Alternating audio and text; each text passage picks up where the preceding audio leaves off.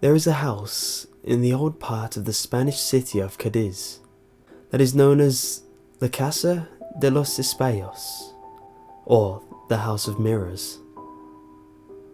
It is an imposing and elegant 3-story house with architecture that evokes its Spanish past. This innocent facade fools no one because anybody in Cadiz who believes in ghosts and knows the mansion's history always steers clear of the place at night.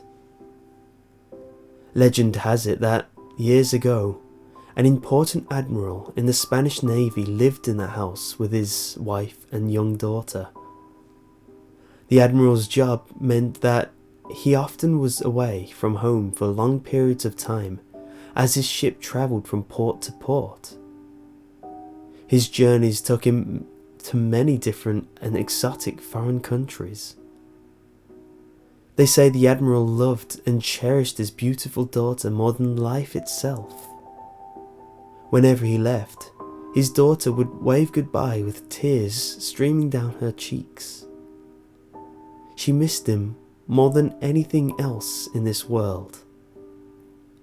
His daughter collected mirrors, and so, as a token of his deep affection for her, each time he returned from one of his trips, he would bring her back a new mirror as a present.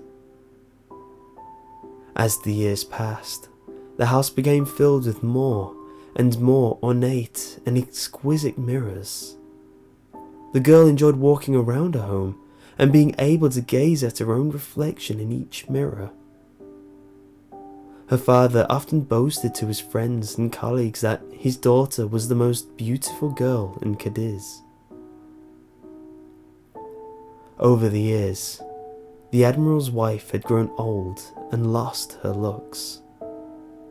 She hated having to see herself in the mirrors and became very jealous of her beautiful daughter. Gradually, the woman sank into the depths of depression, and her resentment towards her own daughter increased with its intensity. The arguments and fights between mother and daughter became more and more frequent during the periods in which the admiral was at sea. The mother-daughter relationship was irretrievably contaminated by the secret hatred that grew in the mother's spiteful heart. She became convinced that her husband loved their daughter more than he did his own wife. Blinded by jealousy, her thoughts grew dark and vengeful.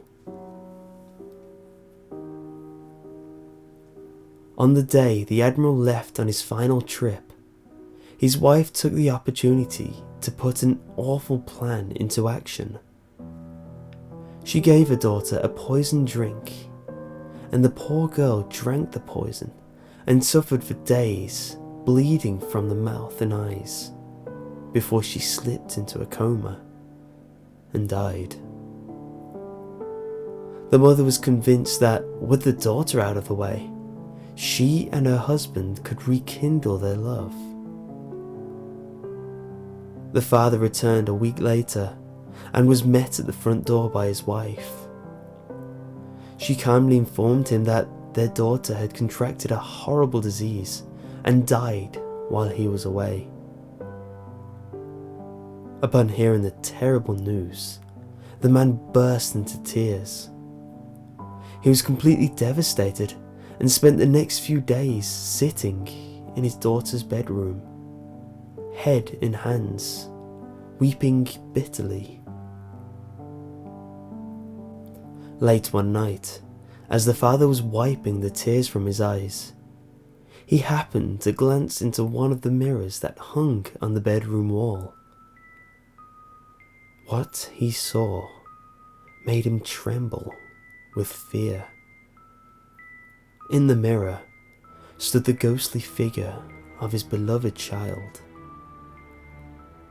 As he watched a shocking scene unfold in the mirror, his daughter was sending him a message from beyond. Reflected in the mirror, he saw his wife poisoning a drink and offering it to his daughter. He watched as his daughter lay in bed, pouring blood from her eyes and mouth, screaming out in pain. At her bedside, his wife silently gloated. The sight of his beloved child thrashing about in agony before succumbing to the deathly poison was more than the poor man could handle. Stunned and full of anger, having discovered the awful truth, the Admiral ran downstairs and grabbed his wife by the arms. He forced her to confess the crime, and then he marched her down to the local police station and turned her in. The mother was put on trial for the murder of her daughter and sentenced to spend the rest of her days alone behind the bars of a filthy prison cell. However, the father never recovered from the death of his only daughter. He simply could not bear to go on living in the house where she'd been so cruelly murdered. Each mirror reminded him of his daughter's beauty, and he was unable to get over the pain of her loss. He left Cadiz and moved far away in an effort to forget his past. The house lay abandoned for decades, its walls still covered with mirrors. People who've lived nearby claim that late at night they could hear screams echoing around the old building. They said that it sounded like a young girl crying out in pain. Some brave souls ventured into the house to investigate the mysterious sounds. The noises seemed to be coming from the top floor. They heard the pitiful weeping and wailing of a child splitting the silence of the night. The screams were so strange that they seemed to bounce off the mirrors, as if the sounds were emanating from each one. One curious and careless individual accidentally broke one of the mirrors. They say that when he picked up the fragments and looked at them, they did not reflect his face. Instead, reflected in the mirror, he was horrified to see a dead girl.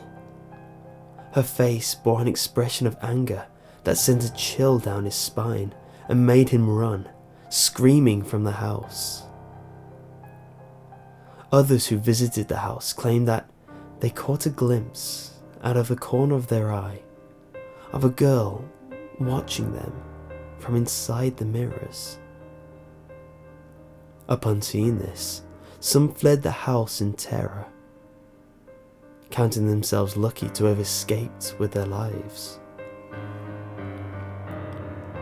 As the years passed, the history of the House of Mirrors and what had happened there began to spread from Cadiz to the rest of Mexico. The legend became so famous that many teenagers came from far and wide to explore the old, dilapidated building at night. Most of them wanted to either demonstrate their courage or investigate whether it was possible to look in the mirror and catch a fleeting glimpse of the murdered girl. A few years ago, some young people began organising trips to the old place. They held a contest to see who would dare stay the longest inside the haunted mansion. They say that once you spend a few minutes inside the House of Mirrors, you won't dare enter a second time.